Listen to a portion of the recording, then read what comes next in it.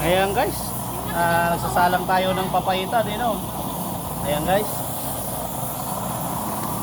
Ayun yung ano niya, patak, Yun lang yung patak niya. Ito yung apoy niya. Ayan guys. Papaitan to guys, Ayan.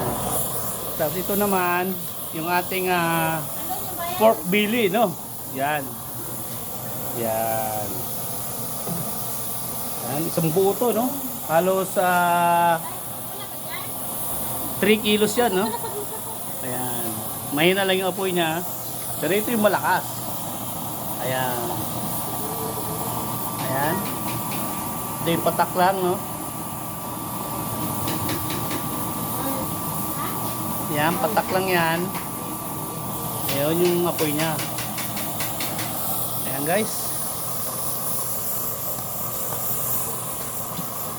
Ayan si Papa, Ayan, nag-observe siya dahil iuwi niya ng Dumaguete, Ayan. Hi pa. Ayan. Ayan. Iuwi niya ng Dumaguete ito kaya nag-observe siya, Ayan. May uwi ng Dumaguete yan.